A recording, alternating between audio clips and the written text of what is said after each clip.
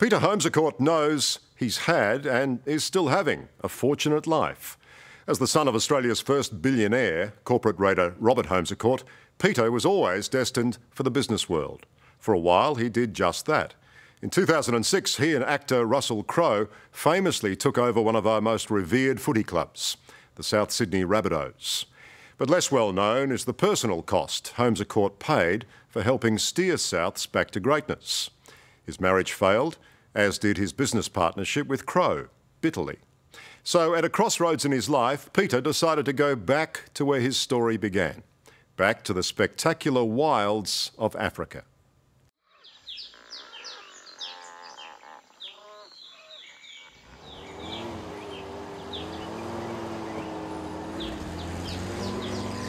You know where to go?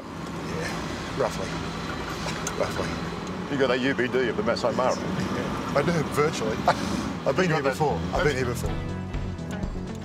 Kenya's Masai Mara is a beautiful place where Africa's glorious wildlife is still born free. Australian-born Peter Holmes feels he belongs here. Feel like the Leyland brothers. The son of our first billionaire, legendary businessman Robert Holmes, Peter has come back to his roots. When you look at your family history, your dad was from here. Yeah. Your uncle, his brother, was a big game warden. Is it too much of a melodrama to say that you feel it's in your blood or not? It's in my blood, but with, with this boyhood, enjoyment. And that's, I don't know, that's what I hope people are seeing when they're coming out here on safari with us. They're seeing it with those eyes going, wow, look at that. There's a cheetah. There's a cheetah just there.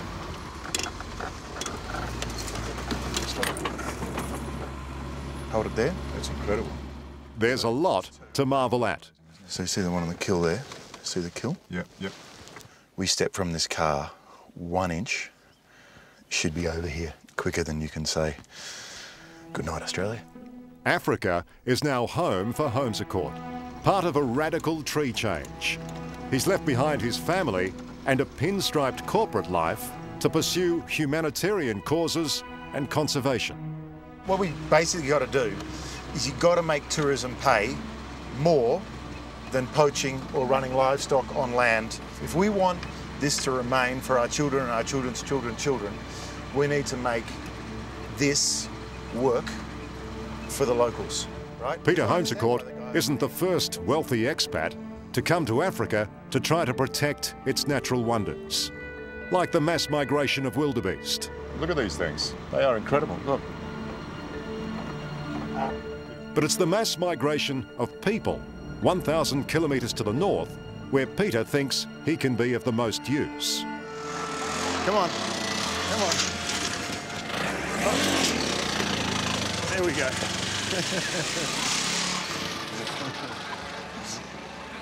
Now that's aid. That's what you call aid. We've come to the Nyomanzi Refugee Transit Centre in northern Uganda, where thousands of South Sudanese have fled to escape the civil war in that young, strife-torn country. I know this sounds like a silly question, Peter, but for you, why refugees? To be honest, mate, I think it's the issue of our time. We've got 70+ million people who are displaced or refugees around the world right now. They're just people who happen to be stuck in a pretty tough situation. Terrible. So Peter and his second wife, American Alyssa Everett, have started a project called Seeking Refuge, documenting the experiences of refugees in Africa and around the world. She photographs, he writes. Why did you come here? We are forced in exile. We're giving voice to people whose voice is not heard. We're telling stories that are not told enough. Why people are leaving where they're leaving, what their trip is like on the road, and what their reception is like when they get to other countries. If Australia thinks it has a refugee problem, Uganda's story puts it into perspective.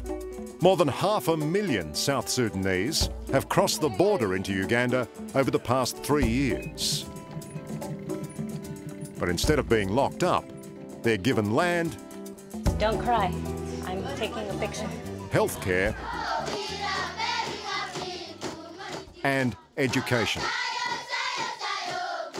So we're trying to highlight that there's a different way of treating refugees, and a country like Uganda, as poor as Uganda, a 50th, a 100th as wealthy as developed countries, does this when refugees cross their border.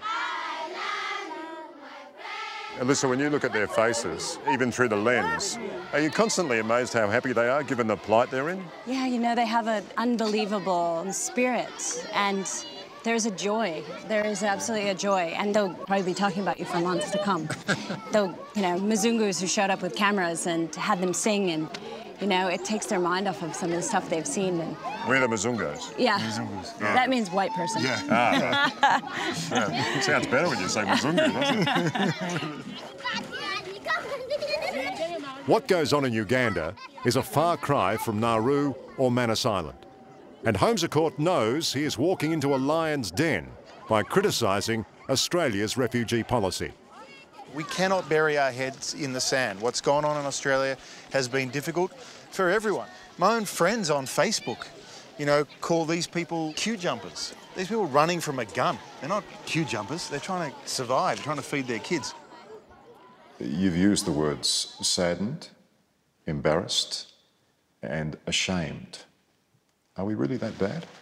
Every Australian, no matter where they live, who they are, what walk of life they're from, has the right to express their feelings. Pauline Hanson has the right to express her feelings. I express how the policies that were directly impacting some refugees made me feel, and I'll always have that right.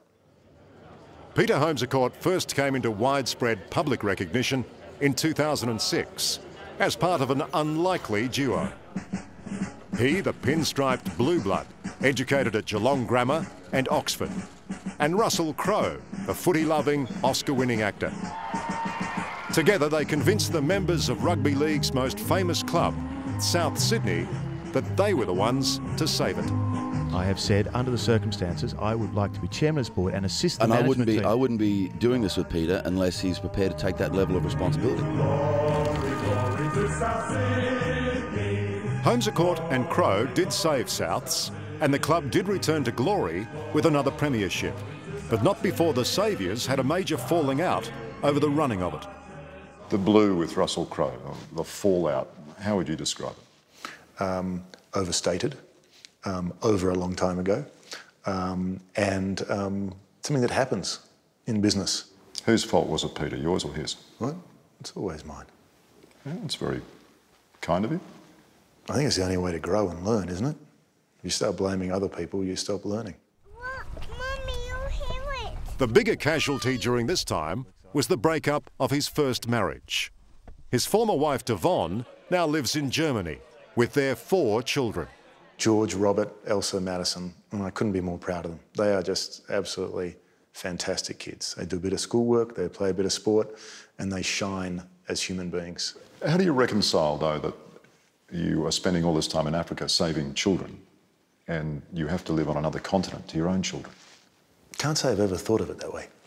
I don't think I could live on another continent to my own children. Yeah.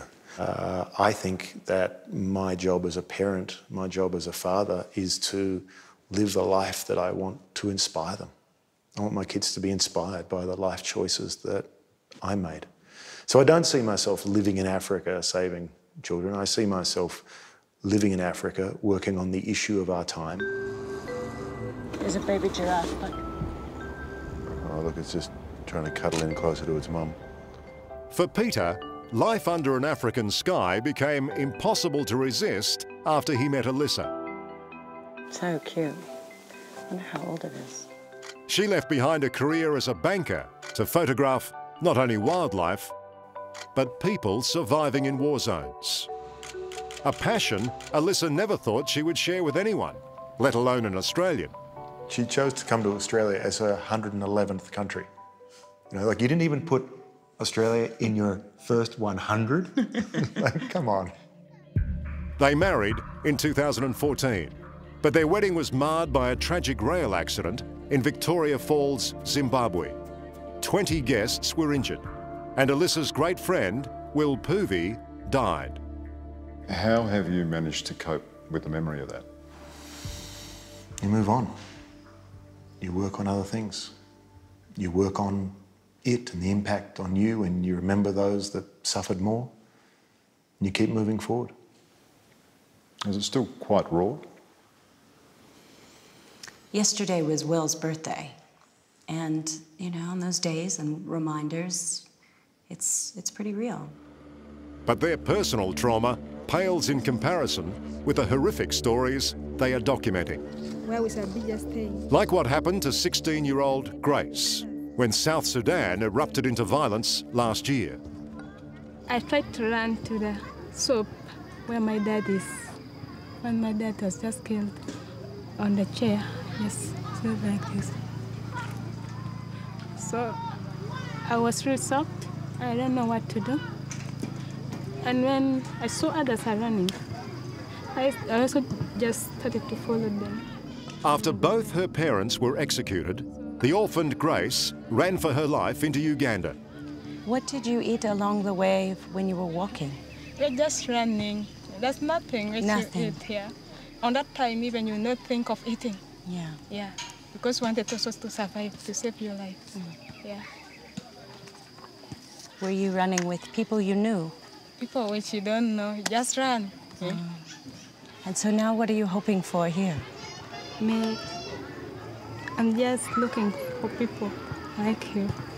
Yeah. If I find, at this time, I look at you like you're my mom. And Father, Peter.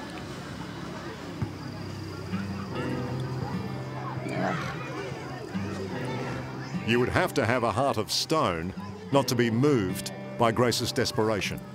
You're a strong girl. And a very intelligent girl. You're going to go to school.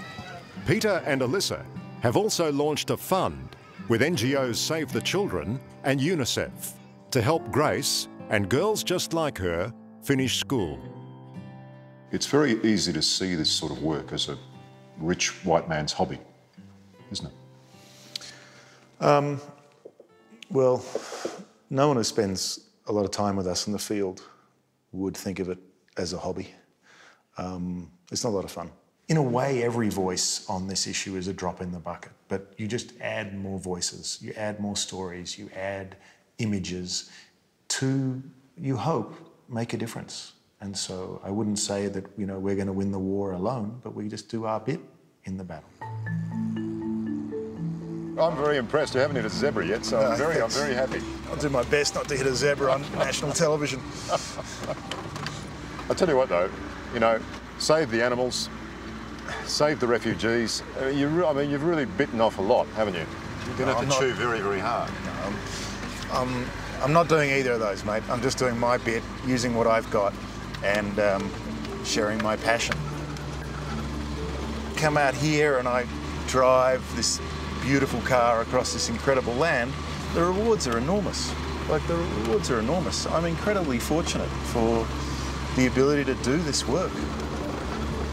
Look at that.